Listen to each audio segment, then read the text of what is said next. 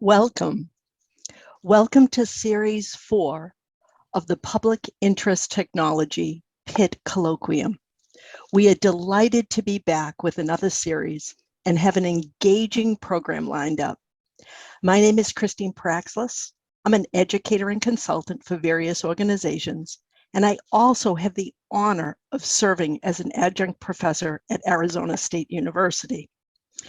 I'm joined today by my co-hosts, Katina Michael, Roba Abbas, and Timothy House.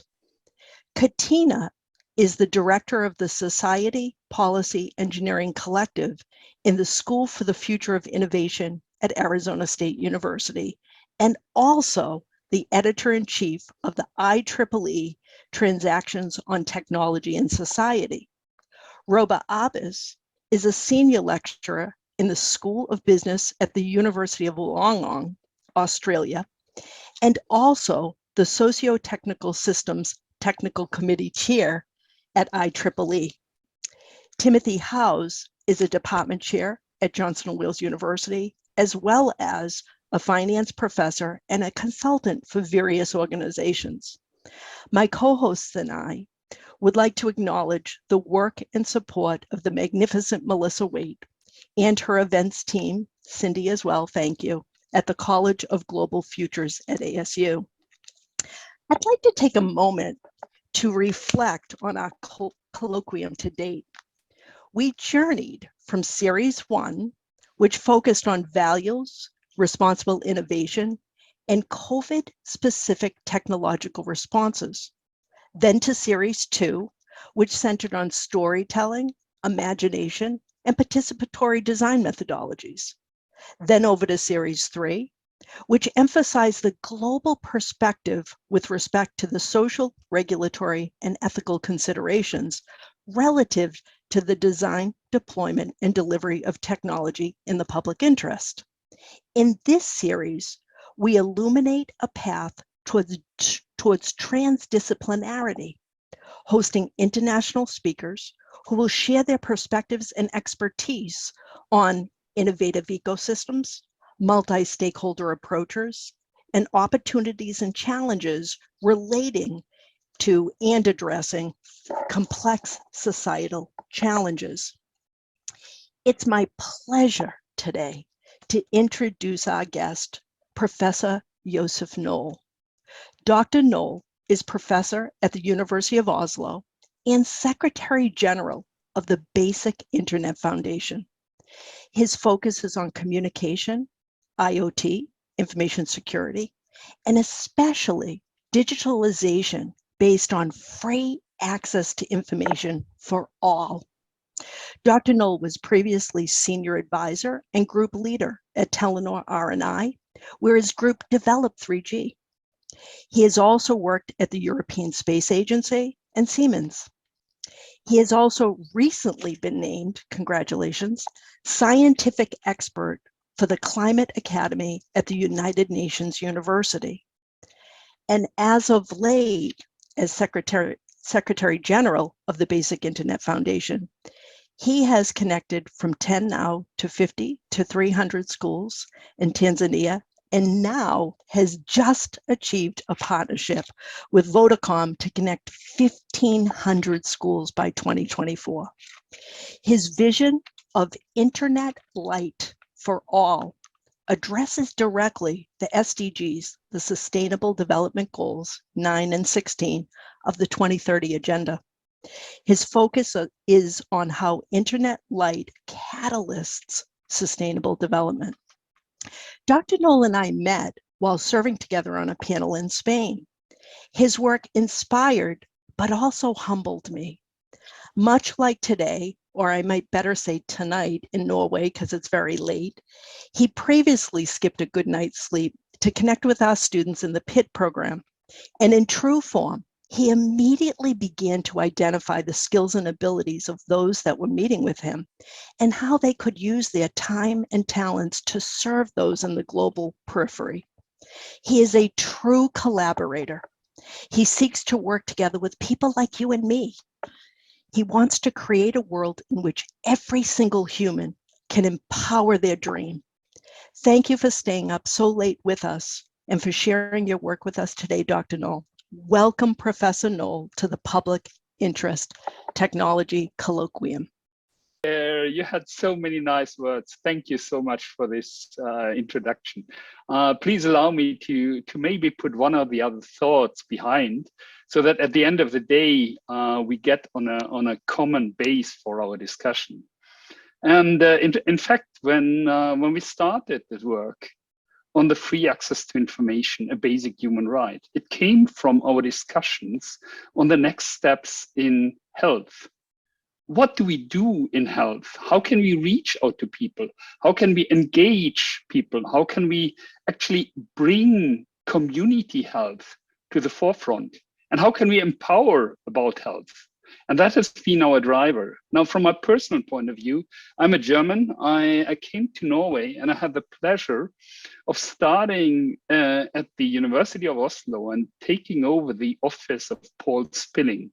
Paul Spilling was, together with Ingvar Lund, in the team of Windsurf developing the TCP/IP protocol, which is the base protocol of the internet. And you see here from this picture from 1972 with Windsurf, John Postel and Steve Crocker, that they had put out Europe on the agenda, and was our building at Kjeller, which was connected in June 1973.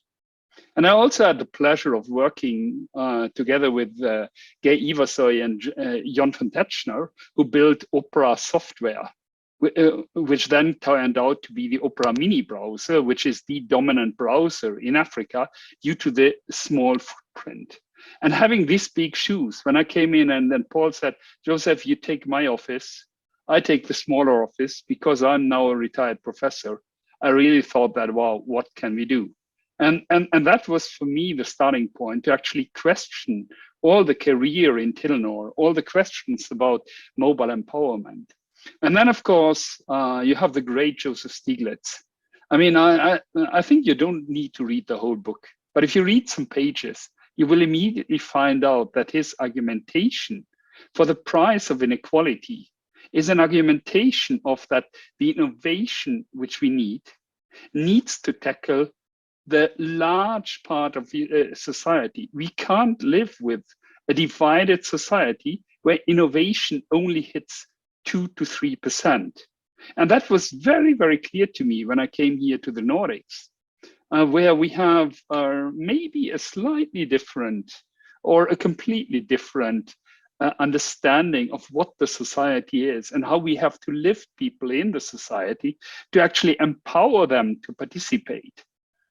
So that book was actually a driver for me to look into what is happening in digital. And please excuse all the numbers, because what I just want to bring across is the message from these internet statistics of having used the internet and being unconnected.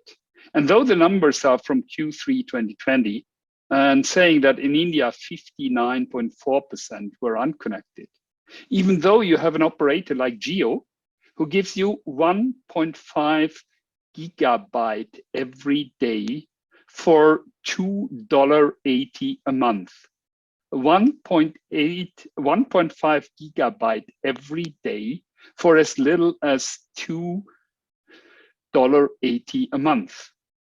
And even though there are lots of people who don't see the value of the internet, and our part is mainly working in Africa with communities in 14 countries in Africa, where we see that like 52.9% are unconnected. Or if I talk to Rosaline Mvoria from the Vodacom Foundation in Tanzania, and she tells me, Joseph, in our network, Vodacom in Tanzania, we have 75 to 80% of all connections which are 2G based, GSM based. 75 to 80% of all the connections, which gives you an idea how few people actually can use the internet.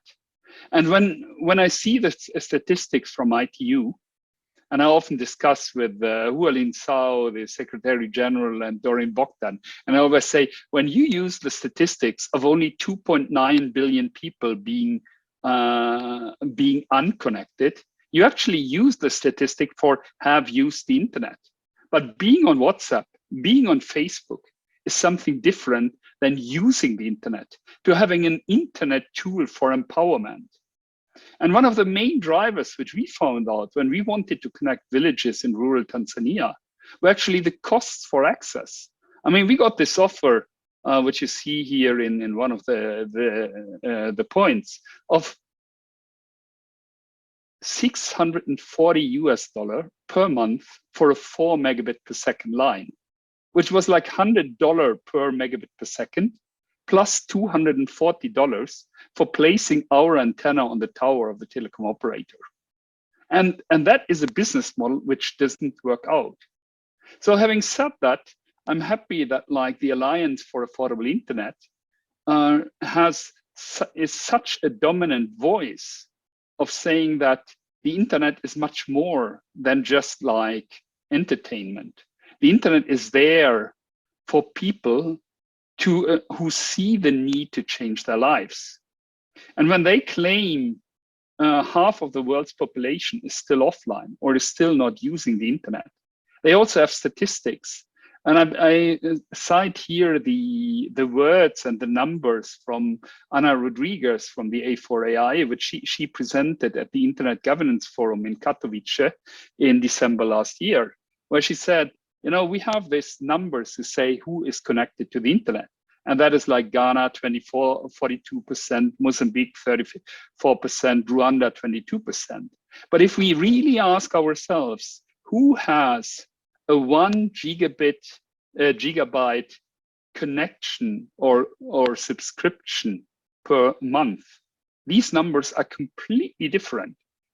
So the meaningful connectivity, which they describe as 1 gigabyte per month, is like 7% in Ghana, 4% in Mozambique, and 1% in Rwanda.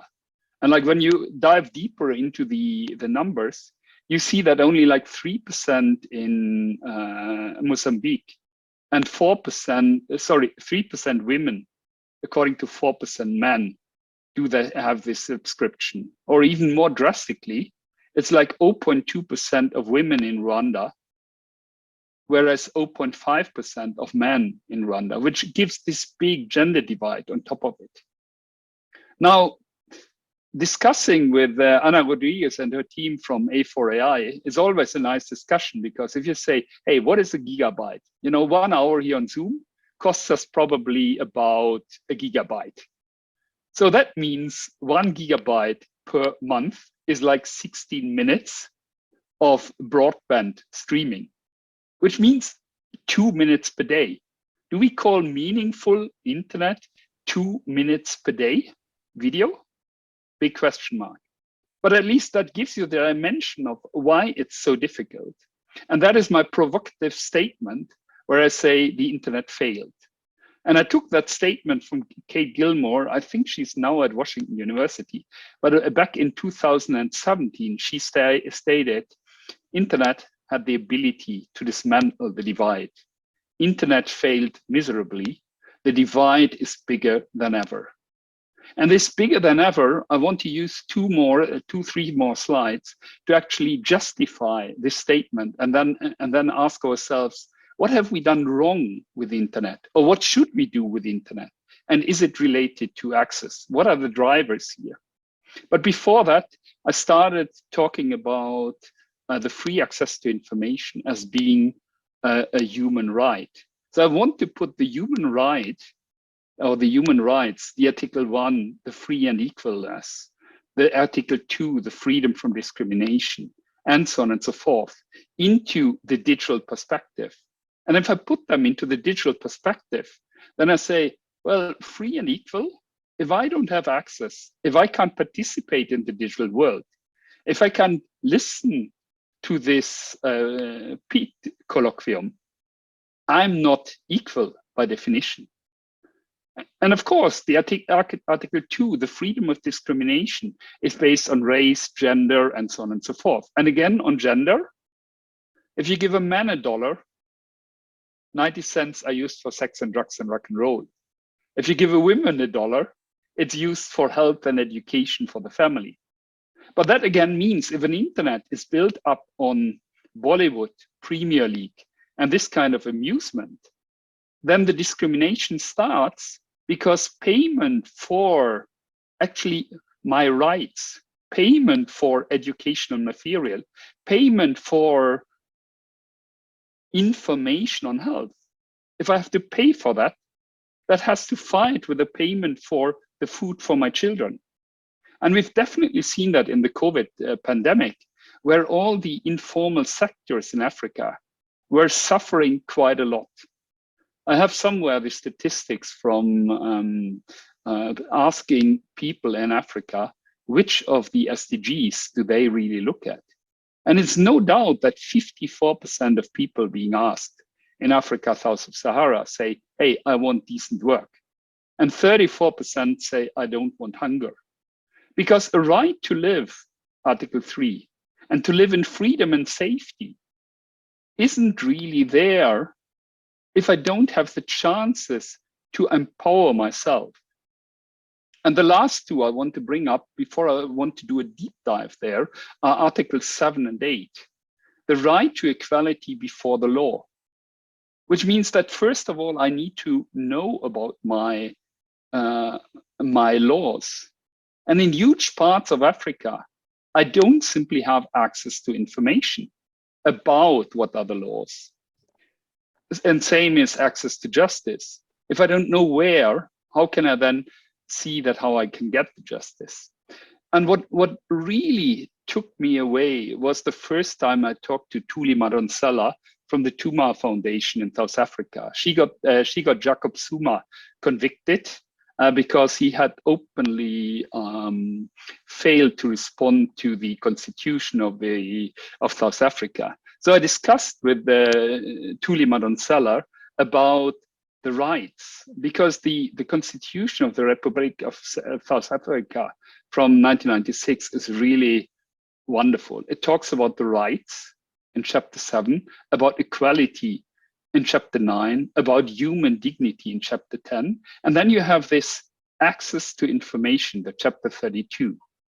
Everyone has the right of access to any information held by the state, any information held by the state, and any information that is held by another person and that is required for the exercise or protection of any rights.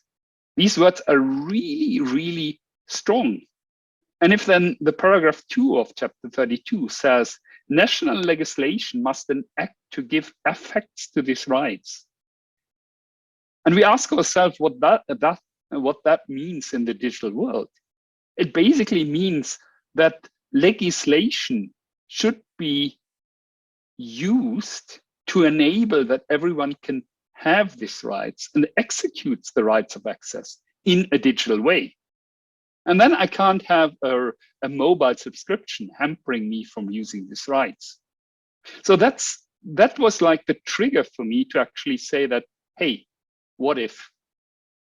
Let's really ask ourselves the principal questions of how can we change the internet or the access to the internet. And the first question I'm asking is, what if we adopt the model of the road? Yes, we need someone building the road, but once the roads are built, pedestrians and cyclists can use the roads for free. And only if you have a car, you have to pay. So if we translate that to the internet, what really costs is broadband. What could be free of charge is text and pictures and lightweight JavaScript. So the second question I'm asking is like, what if we establish in every village, in every school, digital information spots, so that we turn the story of the internet around and say that, hey, where we can't afford that people have mobile broadband subscriptions, we should afford that people come into a village, come into the village center, into the school, and have free access to information there. And then, of course, the question which I want you really to invite you all in is, how can we build digital first, the information packages on the info spots, which are on health, on education, on agriculture, on digital, on literacy, Those are all aspects I will very shortly touch into. So, Christine, you already started the introduction with our vision is to improve the life of every human through the free access of information on the internet. And that is really the three things. It is energy, it is the access to the internet, the target 9C, and it is the access to information or information, the target 1610.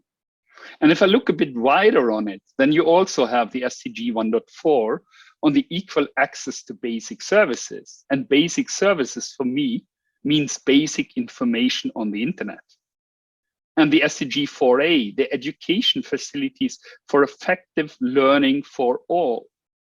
I mean, in these days, if we don't empower schools being connected to the internet, we don't give our children the chance of learning what it means to be part of the digital society.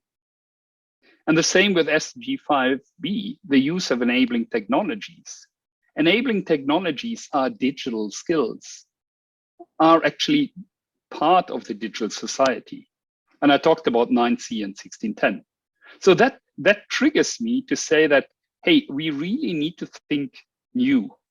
And the framework which we build up is the framework where we put the access, the skills, the regulation, and the inclusion under one table and say that on the access, we want to build wireless information spots. And I actually show you right afterwards the solution which we do for rural areas where we reach for more than 20 kilometers. On the skills, I'm asking myself whether the question of the cloud infrastructure is wrong. Because if the communication costs for the backbone, for the mobile network are so high, then having a decentralized server in a village, a local school server, can build myself a trusted information space in my community, in my village.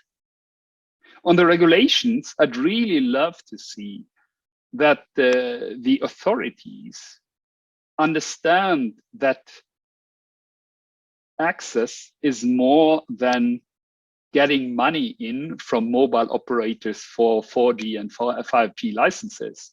It's about empowering the society, and it's about giving this free access to information. And on inclusion, it's really the gender divide which hits me so much, where I see that, hey, we won't change the world unless we empower girls and women. So having said that, I told you I'd love to give you a small spot on from the work which we are doing. I mean, the first thing what we are out after is we built this info spot, which basically is a water pipe, and we put the directive antenna on top. And that's like going in a mountain, screaming out, and easily you are heard.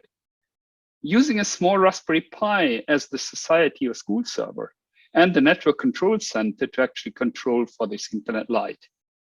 It took us in Isasi 90 minutes, as long as a soccer match. And then we had that information spot up. I mean, we were happy that they had the pipes and everything ready. And so we only had to like fix the antenna, put it up, put some concrete in the ground, and then poof, off we were. Like in Tanzania, thanks for pointing out to the tremendous achievement. I mean, in March 2021, we said we are connecting 10 schools, 10,131 students across Tanzania, just to show it is possible. That was so successful that Vodacom Foundation came back and said that, hey, Josef, you get another 50 schools. We connected then in Q2 2022. And now they say, hey, 300 new schools by Q1 2023 and 1,500 schools by 2024.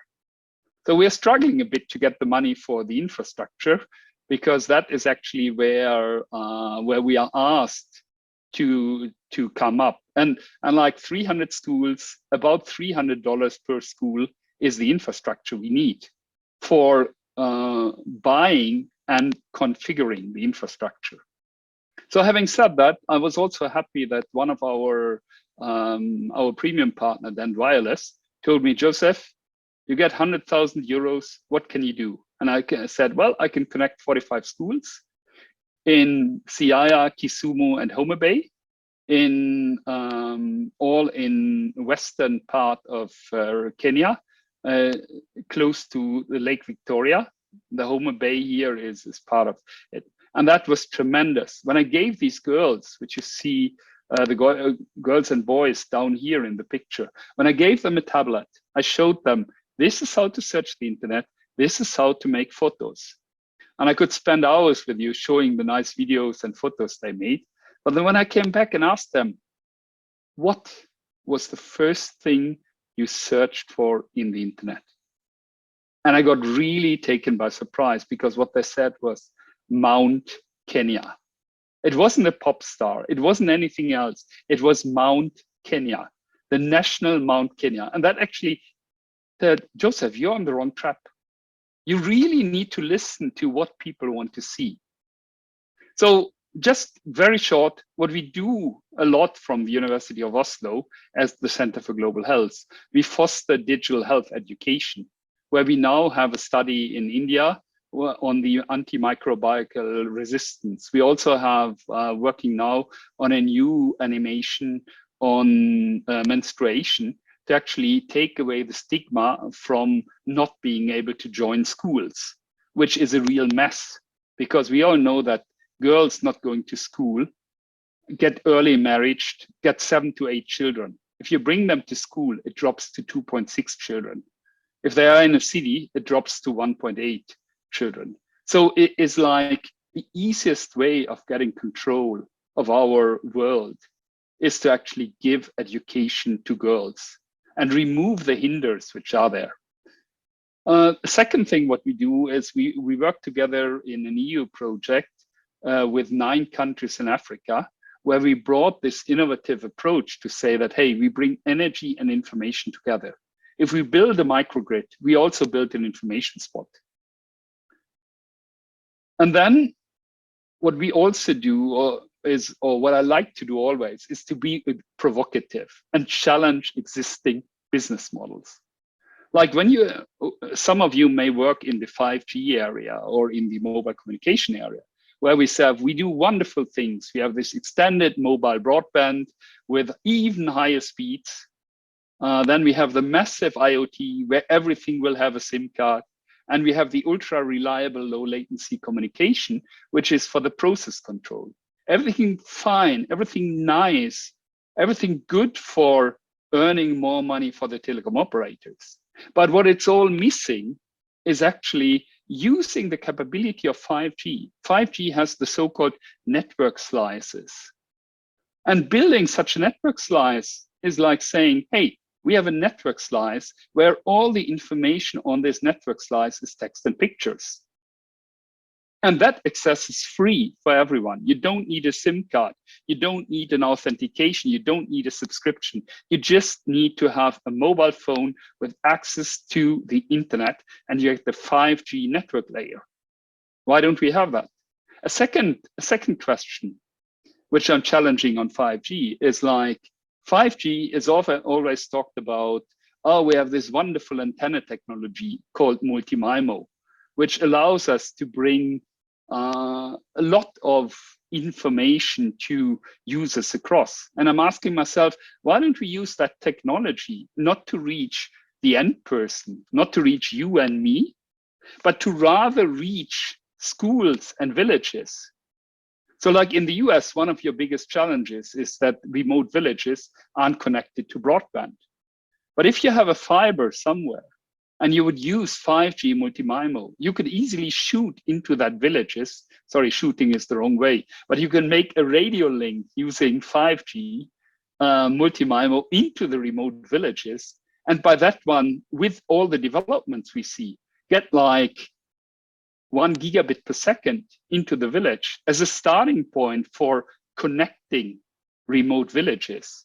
But that's an aspect which is not taken care in the 5G yet, and I hope it will come.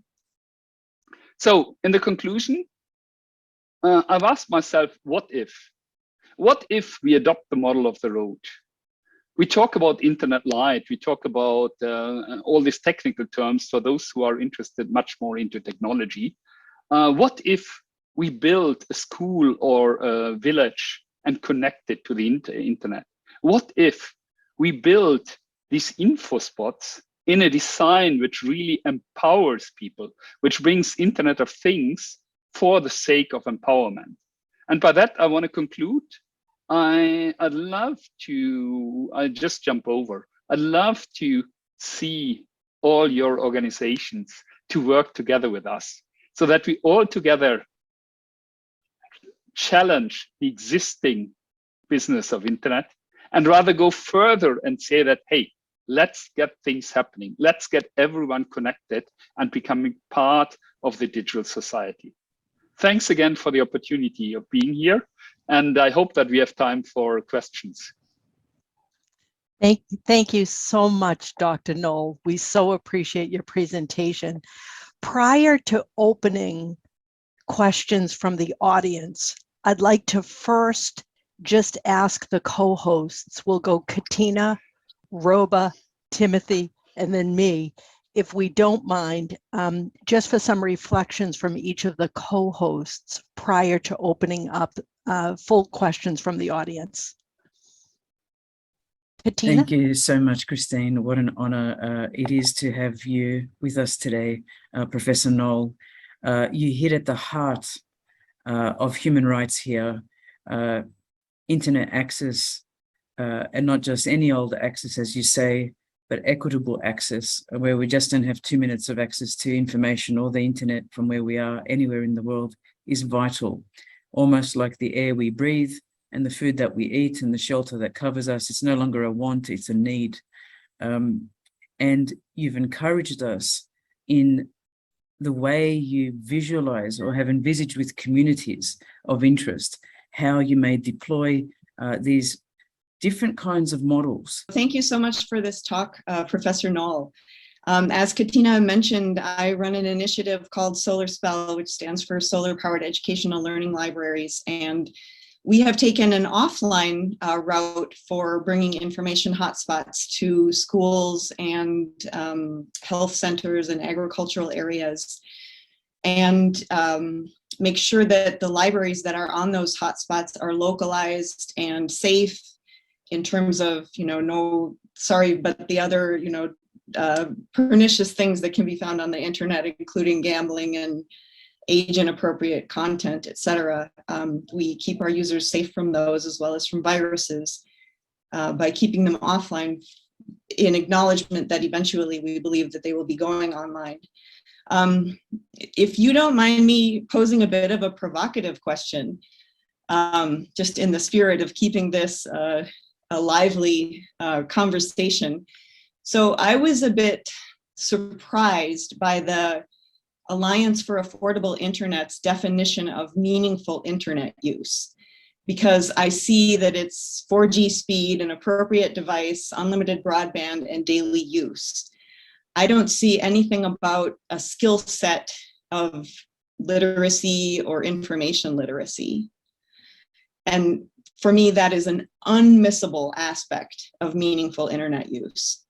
And I'm wondering if you would like to reflect on that, or if you have thoughts on that in your own work.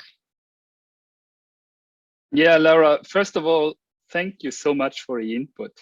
I had the pleasure of the one laptop per child and all the initiatives which were there. And then you probably remember the attention curve, which is like very high. And then unfortunately, it drops quite a lot if you don't have new content. And that was for me the trigger of saying that, hey, the offline libraries are fantastic. They help a lot. But there is something missing, and that is this news, this what is happening in the world. And then, of course, your second point of saying that localized, safe, trusted input, not anything of virus. That is where again, I ask myself, how can we ensure that? I mean, isn't text, pictures, and low Java space, isn't that secured? because all the viruses which we come in, of course, we have viruses in pictures too, but most of the viruses come in through broadband, through links on pages who are infected. And if you filter those ones out, you get a safe and trusted understanding. So that was our trigger. But coming back to the A4AI, the point I wanted to make is I can't agree more with you than it's not only about the 1 gigabyte per person, but that also shows me a bit of the limitations of United Nations funded organization. Like A4AI is run by the Web Foundation. So Tim Berners-Lee and his team, they understand what they talk about, but then they only concentrate on a very small aspect to get the attention of the world leaders at the World Summit of the Information Society, the WSIS Forum, and others. So I can't agree more that it really, it's the skills, is the access, the skills, the regulation, and the inclusion, which for me are the 4 aspects. And on the skills, that's exactly what you talk about. But I think we can talk for another hour, and I'm very happy to add on later on. Great. Well, thank you, and I'll certainly share the floor. I'm sure there are other questions out there. Thank you, Professor Noll. Excellent. Excellent. Timothy, did you have anything that you wanted to say in reflection? Yes, Professor Noll, I was thinking about being in the world of finance, which can often be very cold, and just looking at numbers, which sometimes drives me crazy. I was reflecting on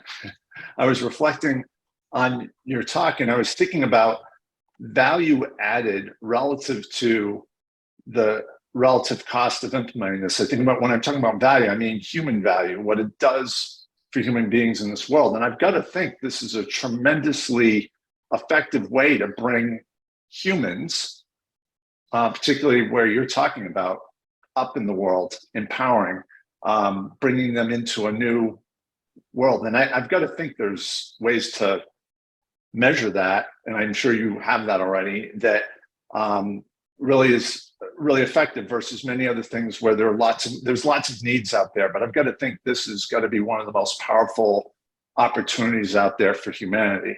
So just wanted to say thank you for sharing.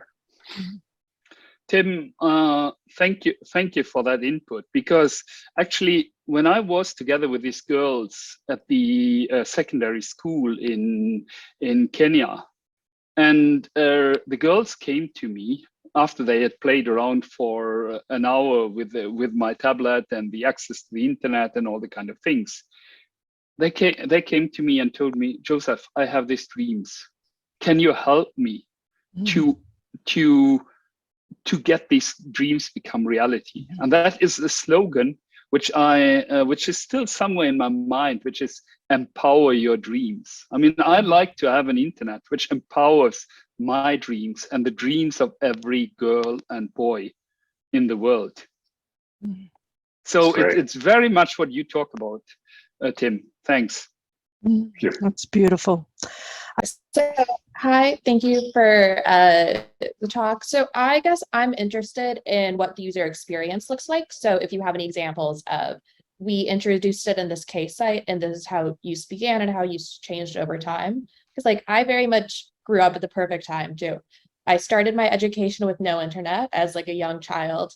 And as I grew older and as my education became more evolved, so did my access to the internet. So like, what does it mean to integrate internet access at an early age versus you start when you're a teenager? So yeah, just like an example of a user experience and how it changes over time. Thank you. Yeah, I mean this growing, what you talk about, Eva, that is the growing we all have to go through, and the critical thinking needs to come in at one point in time. I mean, if I tell you what COVID actually caused here in Norway, is COVID was like the worst thing because all the informal sectors disappeared. And then girls found out that if they sell naked pictures of themselves, they can actually make money by that. And we have, of course, the electronic payment on the mobile, so that parents don't actually recognize when you get money from someone external. And that actually has resolved, or that was leading that this sales of pictures ended in child misuse, because someone then said, oh, you can earn so much more money if you meet to me in person, and boom, we are. So Daiva, what you told us to like grow up is actually a point of I think it's part of the lifelong learning, because the threats will always be there. The question that I posted was about your method, Professor Noll. Dr. Abbas and I work in the co-design space along with Christine, and we are looking at what kinds of initiatives, if any, were couched in co-design. You talked about the stakeholder empowerment a moment ago, about the two friends in the village and empowering them to continue. As you know, service providers only give so much money or in-kind support. But what is your method? What do you describe as your methodology? And then I would love to pass the floor to Robo. Yeah, I just shortly share my screen. I hope you see our type of methodology for health messages, which is it readable? It is. Otherwise, I posted. It's page 5 of the link, which I posted in the chat. And what you see there is it all starts with a local needs assessment. Like when we now do this menstruation video, I went to the universities in Kenya, and I asked Damar and Pauline, can you actually make this needs assessment, and can you formulate a story, the story of how we can teach both girls and boys that menstruation isn't a shame, it isn't a hinder for joining schools, but this is like the most natural thing happening, and that again is part of the whole process. And when we then do like the storyboard for an animated video, then what we often have seen that we try to do as much animations and as little text as possible to have the layover of the text. And then we often do like English, Swahili, back to English, to actually see in this translation from English to Swahili to English, do we have a misunderstanding of wording here? And it turns out that this double translation is often quite interesting. So I hope that gives you a glimpse of what we do here in the co-design space, though I'm not an expert on that, but I'm happy working with some colleagues who work in the educational space and who told me a lot about this methodology and how we can apply it. Thank you, Katina. Thank you so much, Professor Noll, for the excellent presentation and for sharing the important work that you do. I might, related to Katina's point, just change track a little and talk about the aspect of collaboration more specifically, Professor Noll, which you mentioned toward the end of your presentation, where you invited collaboration, as you did just now. Given the theme of our colloquium is on transdisciplinarity, can you please talk in a bit more detail about existing collaborations you have, and perhaps opportunities for collaboration for students, members of academia, industry and government? So are there specific initiatives that you have or projects that you run, and how might specific collaborators or specific, stakeholders collaborate with you? Yeah, sorry, our foundation is a rather small foundation. My, let's say my university network is a lot bigger. From the University of Oslo, we are part, and I write it, part of the guild.eu, which is a network of 20 research-intensive universities in Europe. And as part of the guild, we have an agreement with the Africa Research University Alliance. And of course, Alliance, sorry. And as part of this Africa Research Alliance, what we do, we have a Brussels office with which again talks to the EU Commission. And one of the things, I mean, we all live from projects. So we live from projects, being it either donors, like then Wireless coming to us and say that, hey, Joseph, you do so wonderful work. I give you 100,000 euros. Or we live from collaborations, like in Tanzania. It all turned up that we had brilliant communications with the Ministry of Health, and then with the Ministry of Education, and then with the Universal Service Access Fund, and that then developed further. And like my invitation on the academic side is really that you know, this space is so tremendously wide, because it has all from the political dimension of the promotion of inclusion, or as Tim pointed out, on the equitable access over to student work. We have an own, let's say we have an own topic where we put out technical issues which we'd like to solve. And our team is rather small, so I'm inviting, we basically have an open platform. And on that open platform, which is our knowledge platform on a Nextcloud, and on that knowledge platform, we then have topics for digital collaboration, for configuration, for building, understanding what the Raspberry Pi is, how to configure, and so on and so forth. So there's so much space. And what I'm really out after is, what is your special area?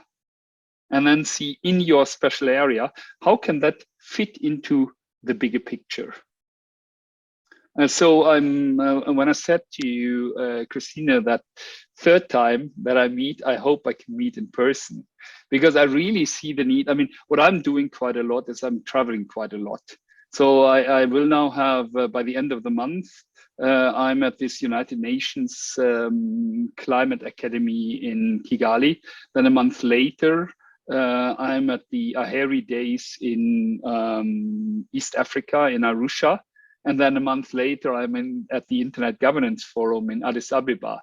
But that is mainly for meeting the stakeholders and bringing the message across. Because I still feel that, you know, telecom operators across the world often have this monopoly of saying, we are the biggest taxpayers for the government. And in return, the government gives us the exclusivity of access, which means there are no other means, there are no community networks, there are no other things to empowerment. And those are, there are so many facets. So I'd rather say that when you have any specific things you'd like to discuss, let's discuss that in person and see how we can engage. Wonderful. Thank you. Davis House has a question as well. One of our new welcome to the Sun Devils, Davis.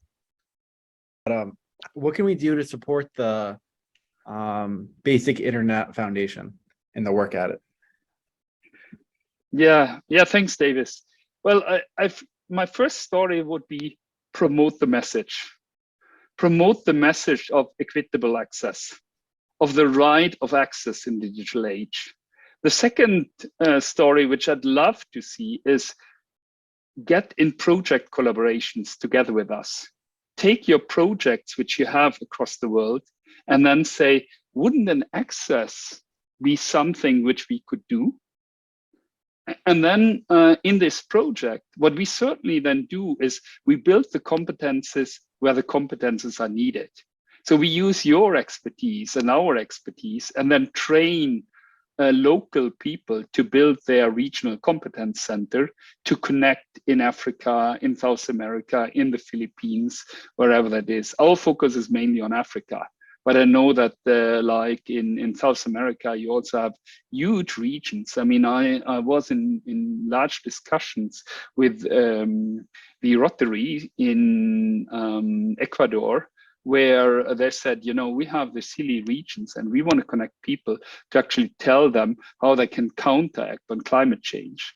And the third thing, which is out there, is that when it really comes to research, I would really love that we change also the mindsets of universities from, well, the work I'm doing won't give me a Nobel Prize. It won't give me the high number of citations, but on the impact, it does a lot. Mm-hmm. And so universities, and that is Christine, and thanks for all your co-authors, to bring this interdisciplinarity in, because in the interdisciplinarity, what we address is impact. And this impact is really the number 3, where I think we as university members or as societal members should ask our university to contribute a lot more to the empowerment. And that again means that whatever means we have for collaborative projects, my point number 2, let's simply talk about the ideas and get them across. Wonderful.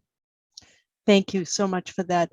Lance, you have a wonderful question that I had too. Yes, I don't know if this question has been slightly addressed in all other questions, but one of the biggest problems is international internet access. Even though the US is known to be a massive consumer of internet culture, there's still many communities, both inner city and rural, that have struggles with having consistent Wi-Fi for children to be able to read, for older communities to connect to, and such as forth. How do we use the different lessons we've learned in many developed countries or very internet connected countries to address internet disparities, to go into outside of the other countries that do not have consistent access? Are we using innovations that are being used here to address that? Or are we using more innovative approaches such as the offline, mimicking online access of online libraries, such as the Solar Spell project in ASU, where they take a Raspberry Pi that has downloaded millions of informational guidelines and articles that people can connect to similarly to Wi-Fi for them to access information like the internet, to help address those gaps until infrastructure is made for them? What are some current technologies now being used to make that internet gap a bit smaller for everyone? Thanks, Lance, because the internet disparity, I don't think we can solve the internet disparity by the means of the rich countries. And the reason for that is simply that in the discussions we have from 4G to 5G to 6G, we always talk about more. But we actually don't take the other way around and saying that, hey, what in 5G would help us to connect the rural areas of Ecuador, of India, of the Democratic Republic of Congo? So it's really listening to the voices of the developing economies and questioning the existing technologies, and by then reinventing the wheel. Let me just give you a very simple example. We often talk that the cost of the handset is a limiting factor. Now you will be surprised to hear that like the license altogether for a 4G phone is about $5. The license for a 5G package is $20. So if only the license for the 5G with all what is involved is $20, how do you ever think that you get a phone to a market in Africa for $20 or $30?